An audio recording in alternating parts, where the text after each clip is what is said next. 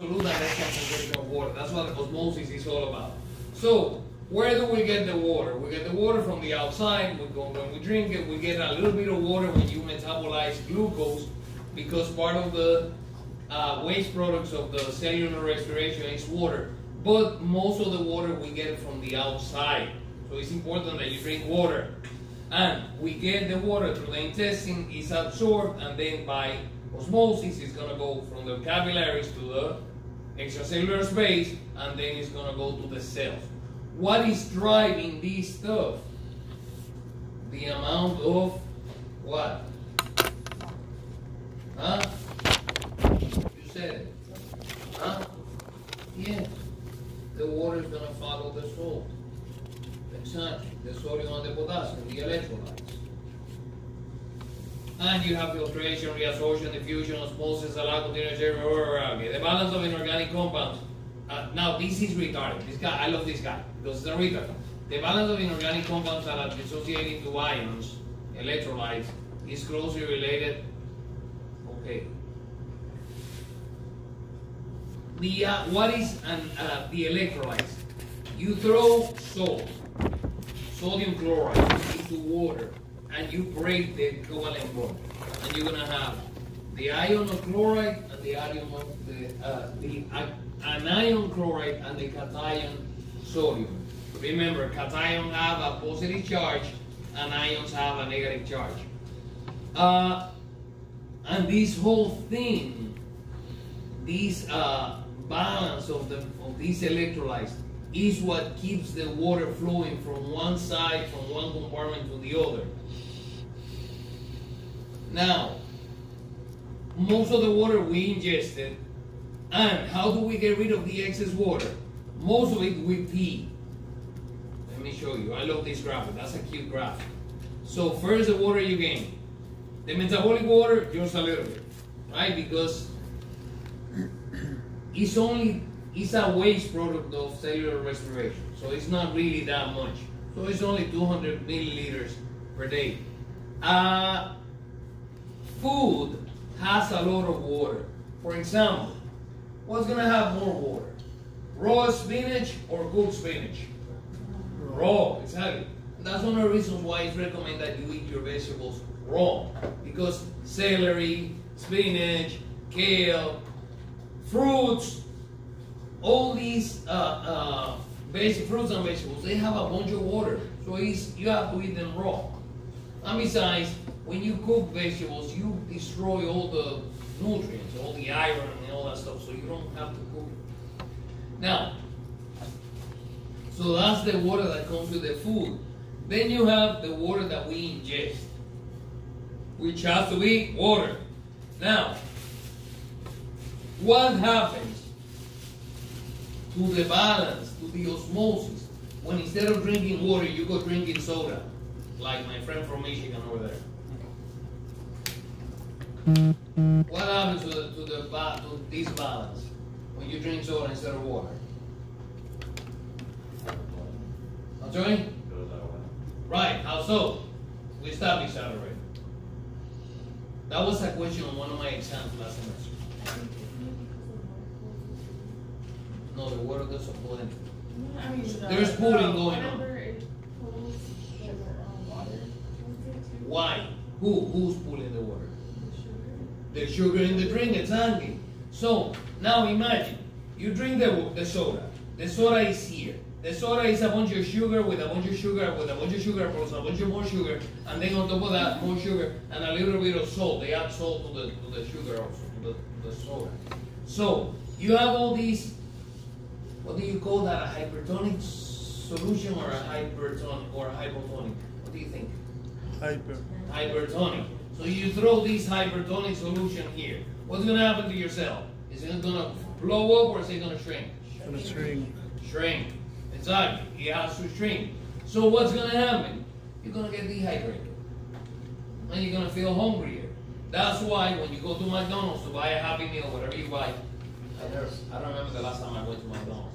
They sell it with soda, not with water. Because if you drink the soda, you're going to feel hungrier, and then you're going to order the large fries and the extra large burger and all that stuff. It's a marketing scam. So we need to drink water, not soda. What else? Okay, let's get rid of the water.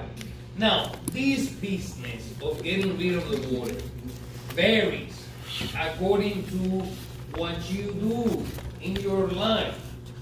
If you're a person who's very active, who works outside, who exercises a lot or something, these 600 milliliters of sweat is gonna be higher. You can get somebody going to hypovolemia from working outside and not drinking enough water. That happens all the time. They pass out. Scary stuff. And what's gonna happen?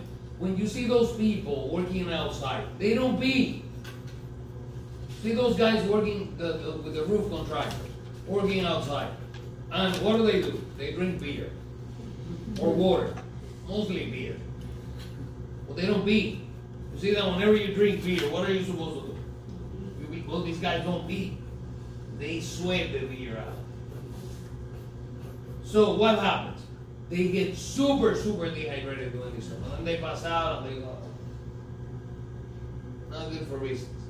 Now, and that's going to be completely different if you have somebody like who works downstairs in one of the offices, you know, on their AC. Then that person is going to pee more. Now, what happens? What's going to tell you the amount of urine you're going to pee? The amount of water you drink. The more water you drink, the more diluted and the more water you're going to pee. That's the way it works. My urine is clear and I love it. Actually, it is supposed to be very clear. That's a good question. We talked about that before. There's a big misconception. The urine should be clear because you're supposed to drink a lot of water. You see, that very yellow urine, that's a bad sign. That means that you're not getting enough water. You know? Now, so we lose a bunch of blood, a bunch of water through the skin. Where else? We lose a bunch of water through the lungs. When you breathe out, remember that it's moist. The lungs are wet on the inside. So you lose a little bit, just a little bit, but you lose some. And you're also supposed to lose a little bit of water through the GI tract. Now, this is the normal American diet that doesn't drink a lot of vegetables. But if you eat a lot of vegetables, what's going to happen to this number? Huh? What's going to happen to the number? What? If you eat a lot of spinach, what's going to happen to this number? It's going to go up. Exactly. Because spinach is going to increase the oncotic pressure inside the intestine, the large intestine, and it's going to pull water with it, and you're going to poop more water. And your feces are going to be pasty and soft. What? Is that bad? No, it's good. I have a question. Okay, the pH of the water is 7, right? Yes. It's neutral. If you drink a lot of water, that is going to affect the acidity of your body, right? No. Why not? No. You drink a lot of water, the pH is going to be less acidic. Hold on. I have a question. Yeah. Because we know we're talking about pulmonary edema. I know our lungs are wet, but like at what point does it become an overaccumulation of fluid? Remember, the edema happens, you know, the edema, why does this happen? Let's say that you have a nasty case of mitral valve prolapse. Your mitral valve is not working, and the blood is backing up to the lungs. That's a good way to get pulmonary edema because of left heart insufficiency. Your lungs are supposed to be moist, but moist, not what? Exactly, not overflowing, because you're supposed to have air in the lungs, and the blood is only supposed to be in the capillaries, not anywhere else. Okay. Not in the alveoli, and not in the pleural cavity and all that stuff. Now, when you start having, that's a good question, Lindsay. when you have the patient with the left heart cardiac insufficiency, that patient, the blood is going to back up, and now the blood is going to start leaving the capillaries, and it's going to start sitting on the alveoli, and hence it's going to come out of the lungs and it's going to sit on the pleural cavity. And your patient is going to have pleural effusion, and they're going to have an agony. You see? Now, what group of diseases can increase the amount of water in the pool? Colon cancer. Oh, easier than that. I guess. Easier than that. Diarrhea, people, diarrhea. Diarrhea. You lose the ability to absorb through the intestine, to absorb the water. And your patient is going to poop himself to death. Literally. Back in Haiti, back in 2010, after the earthquake, they had the cholera epidemic. What happened? I want you people die of cholera. Why? Because you get the bacteria, the Vibrio cholerae. The Vibrio cholerae produces a toxin that messes up the absorption of your microvilli in the small intestine, and you just poop yourself to death. In 24 hours you die. Oh yeah, no, it's super nasty. Of course, you're talking about without treatment. So yeah, you see how we play with this stuff? The what? What? No. Now, the level of respiration, listen, this is very insignificant amount of water. Oh, you know, they didn't mention it here. Another place that we get water from is from the salivary glands. We get a bunch of water from the salivary glands. You know, a little bit, but there's something there. You know, of course, it's salt water because you know it's mixed with the sodium. But yeah. Now, the more you exercise, the more active the metabolism is, the more water your body is gonna produce. But at the same time, the more water your body is gonna use. So, the best way is to drink water. And that's when the world loves water. And then, look at this thing. If you lose too much water, if you get dehydrated, what is the first reflex that you have? Exactly, which is thirst. Exactly. Now, you remember this graphic, right? That was on that quiz I just gave. Right? Now, remember what I always told you. In the end, what is your patient going to die of? Dehydration. Every single one of the diseases is going to kill your patient on dehydration. So, the first thing is the rapid heartbeat. That's the first reflex. And then it's going to come the renin-angiotensin-aldosterone system. A couple of things here. The production of ADH, because they talk about ADH here. And they talk about aldosterone here. Both of these hormones are in the business of retaining water. Now, how do you retain water into the kidney? By cutting down the excretion of sodium. You retain sodium and the water is going to follow. Now remember, in the case of aldosterone, what do? You retain sodium with water, but then you have to pee out the what? The potassium. Why is it that you need to get rid of the potassium when you're dehydrated? Isn't it because it can be the Why? Yes, exactly, but why?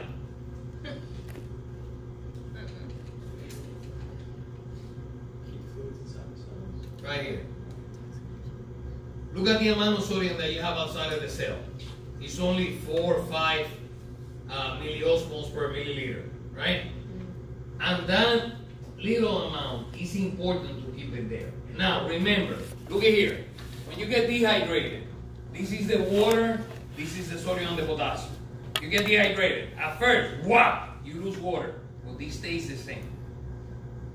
So, you can go kind of okay with a hypernatremia, with a lot of sodium. Eventually, your brain's going to start going out of whack. But you cannot go a long time with an excess of potassium. Now, wait a second, Dr. Mera. You haven't changed the amount of potassium. No, we haven't changed the amount of potassium. But since the water is less, the 5 units of potassium that you have, now they feel like 50. And your heart's gonna go, ah! And eventually, you see? That's the whole deal. I know, I have to do those special effects to get your attention. Now, why do we get thirsty? We have what we call osmoreceptors in the thalamus, in the hypothalamus. And we have osmoreceptors also in the kidney. Where are the osmoreceptors of the kidney? The juxtaglomerular apparatus. That's going to be on the exam. Now, in the osmoreceptors in the hypothalamus are going to stimulate the hypothalamus to secrete, to produce ADH, antidiuretic hormone. Now, where is the antidiuretic hormone? Once it's produced by the hypothalamus, where is it stored? Where do you store it? The neurohypothesis. You see, you're gonna make me cry. The neurohypophysis, exactly. And once you get the stimulus, because you're thirsty, because you're dehydrated, you secrete it. And that's gonna retain water at the level of the kidney. But then, you're also gonna trigger the thirst center in the hypothalamus because of these osmoreceptors. And you're gonna say, I need water. And then you're gonna go get your water bottle and say to your fellow Americans, cheers.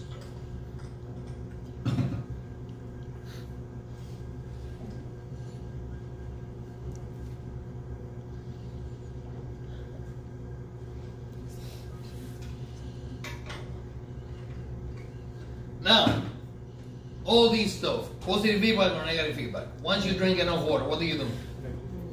Huh? You stop. These are all negative feedback. What else is good here? The fluid compartments are eliminating excess water occurs through urine production. The amount of urinary salt loss is the main factor determining body fluid volume. So, remember what I told you about the kidneys.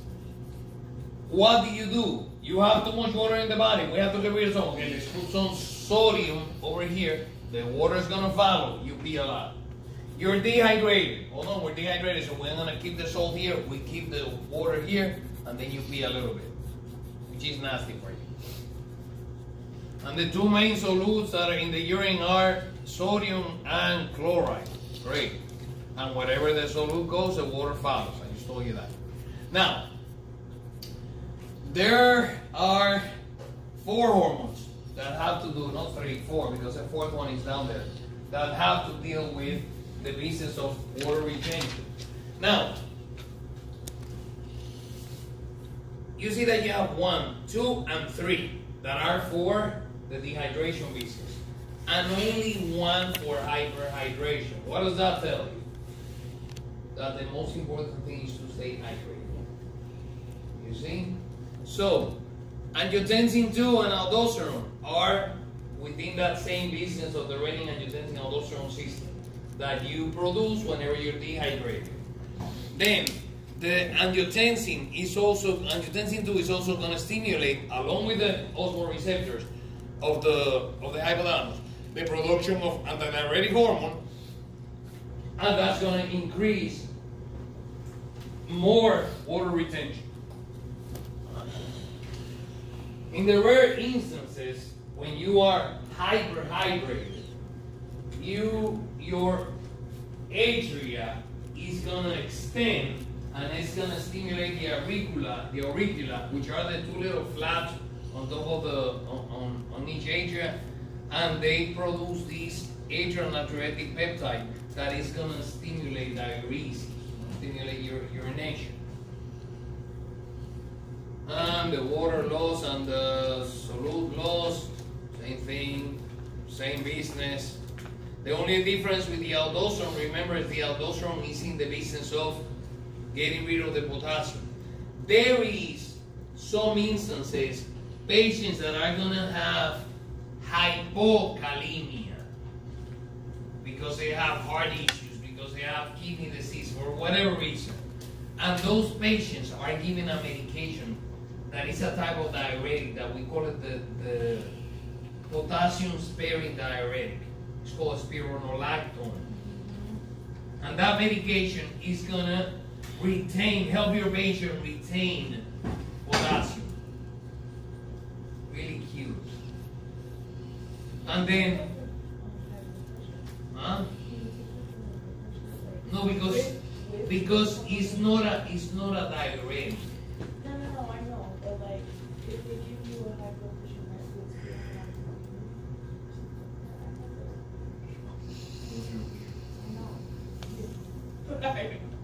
Wait, no. I never heard that before. yeah, Hey, what power to next you? year, I think it was just my blood pressure.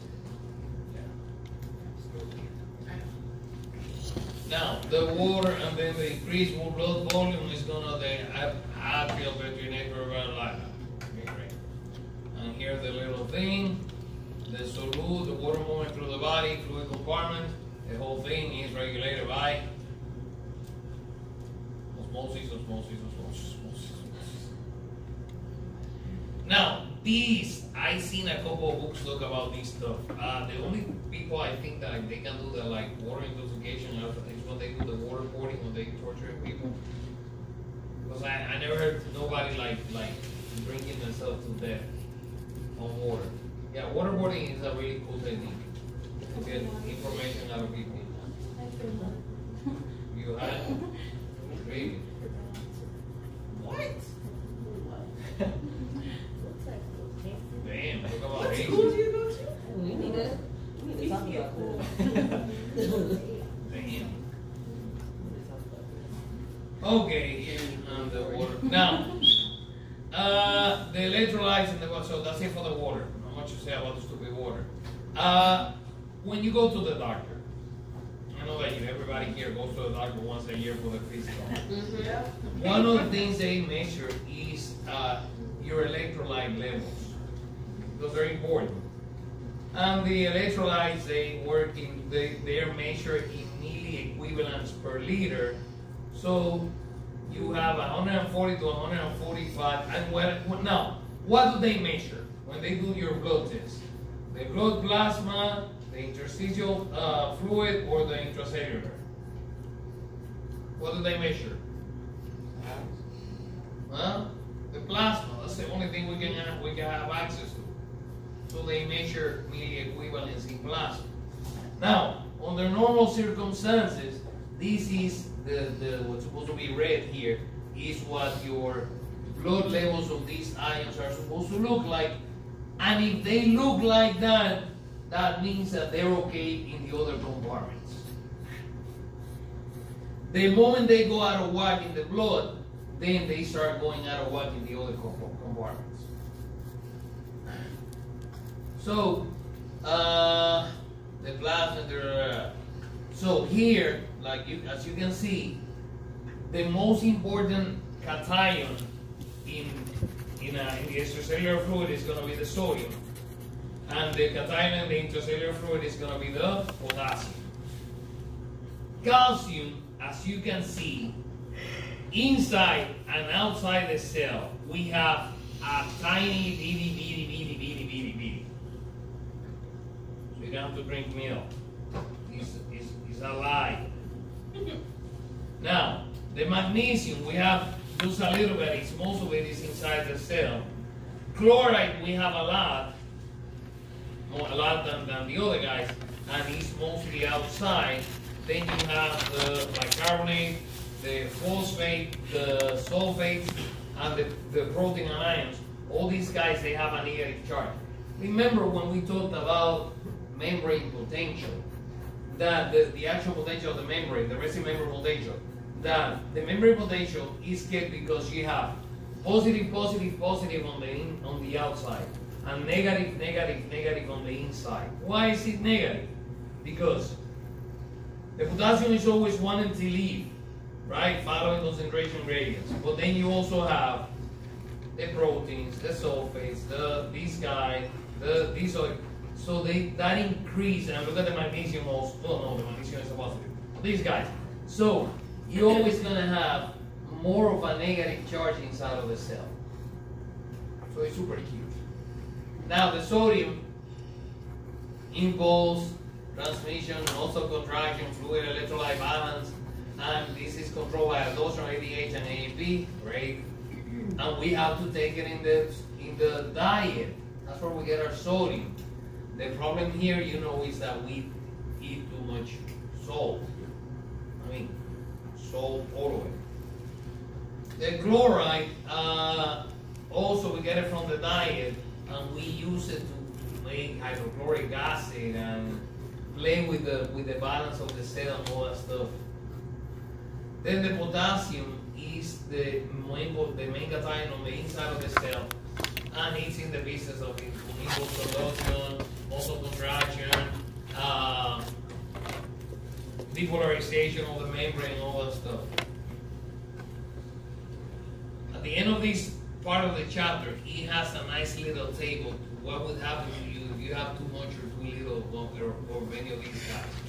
And every extreme is nasty. The bicarbonate is an important plasma ion because it's in the business of the acid-base balance. And the kidney, we're going to see that later, plays with retaining or secreting it, depending on whether you need to, depending on keeping your pH at balance. Calcium is for blood coagulation, neurotransmitter, release, muscle tone, excitability of the nerves and of the muscles, and is stored in the bones and the teeth. Sure. The phosphate, it follows the calcium, and it's also in the bones and the teeth. We use the parathyroid hormone, calcitriol, to regulate these guys. Right? Magnesium, myocardial function, transmission of CNS, Now, here are the tables, and it tells you what happens when you have either a deficiency or an excess of the anion of the cation. Excess, heart attack, ventricular fibrillation. There you go. Now, the pH. I think this is it for this chapter. The pH is a super important homeostatic parameter in your body. And you mentioned before, Recio, that if you drink too much water, can you mess up the pH? Not really, because remember, this is what happens.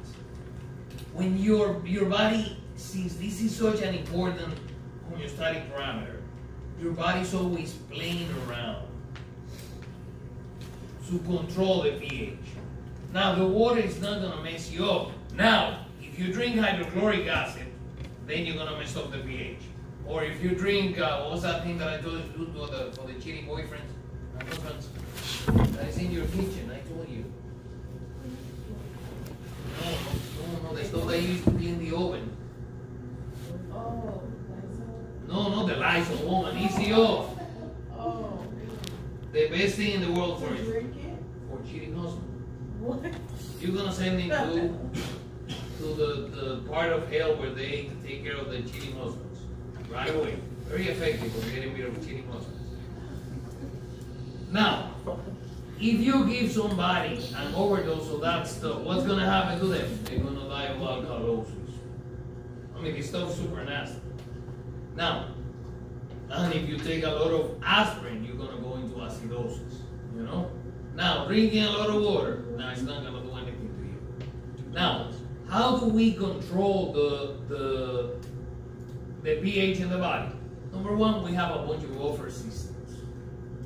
The calcium, the phosphate, the vitamins, a bunch of stuff in the body that moves from one side to the other, trying to control to buffer the pH.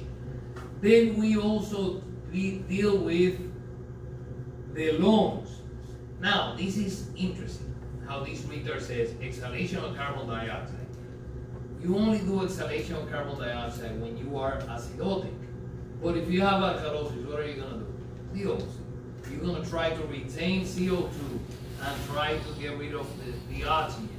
So your respiratory rate is gonna vary.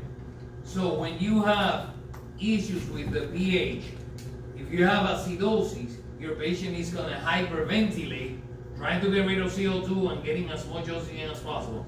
And when your patient is alkalotic, has alkalosis, your patient is gonna hypoventilate, trying to retain more CO2 and getting less oxygen into the system.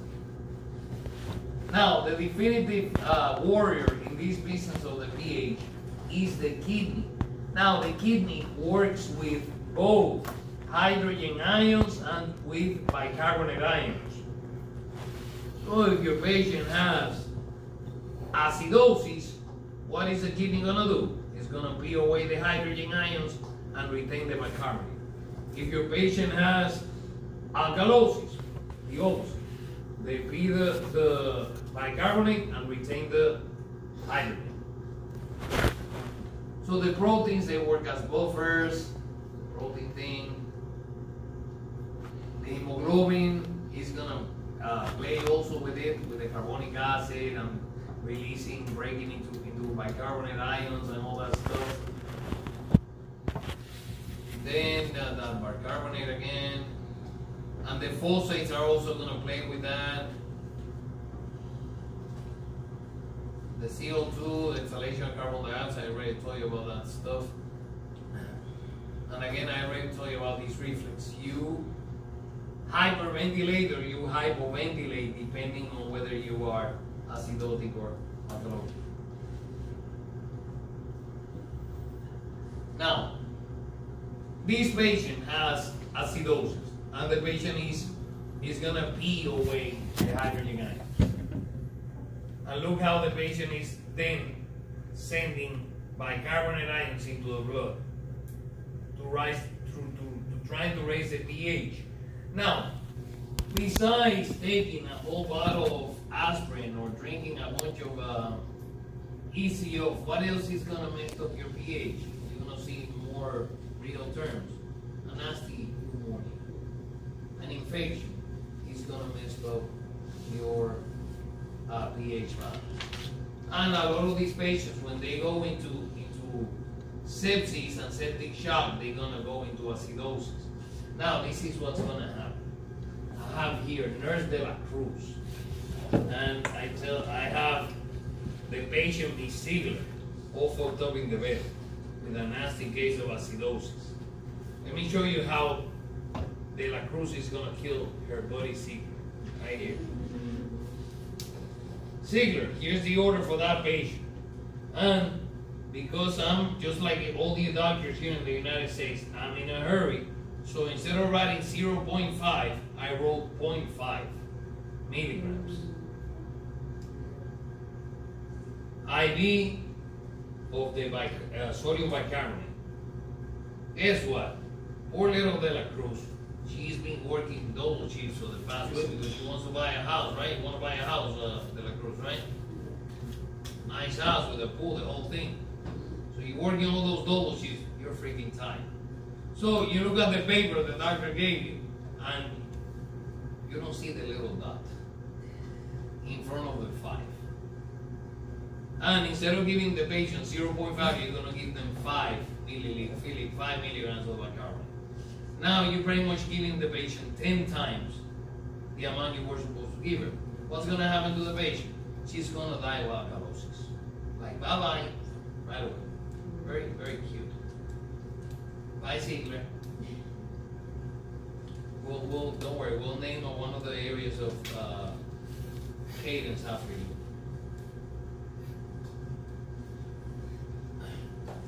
There's more of that stuff. So here the buffer system and the CO2 business of the lungs and the kidneys.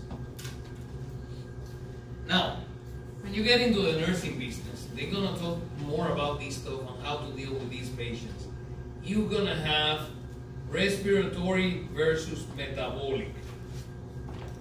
So respiratory acidosis, respiratory alkalosis, metabolic acidosis, metabolic alkalosis. And then it tells you there how the whole thing works. The whole body is gonna go out of whack. This is a very, very nasty situation with your patient. So be careful with that. How you call it? Patient. So as you know, whenever we get to the offers, it means that the chapter is coming to an end, right? Now, why do offers have so many issues? I'm going to give you the example of my mother. We spent Sunday together all by ourselves because my wife decided to go to Miami. So, we spent the whole time arguing and cursing each other out.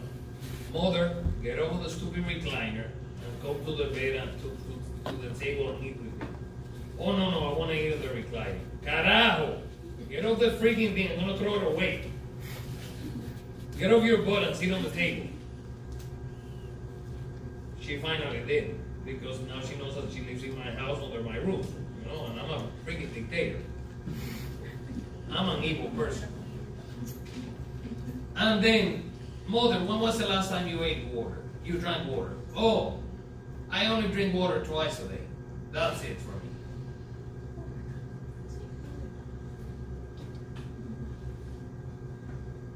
Those are the worst patients. Yeah, they really. That's true. I hate to break it to you.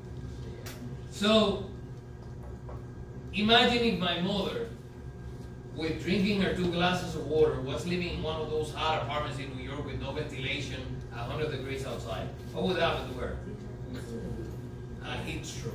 And one of the main causes of heat stroke is the dehydration thing. So there goes my mom. Bye-bye, mom. They don't listen to you. Mother, did you eat? Oh, I forgot to eat.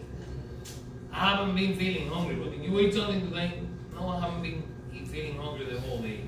Well, now I feel that my stomach is like growling. Of course it's growling. You haven't had anything to eat. So this is the kind of arguments we have. So yeah, they get annoying when they grow old.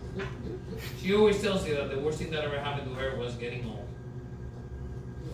Inability to maintain fluid, electrolyte, and acid-base balance. The whole thing is because they don't drink water. That's why. And they don't eat, so they don't take any of this stuff. Now, the offers, dehydration, hypernatremia, hypokalemia, acidosis, and they go bye-bye. Wasn't that cute? Cute little child. See, when you get to this point of the semester, you're like, fuck it, let's get this thing over. Yes. I don't want this anymore. I want my mommy. All you hear on that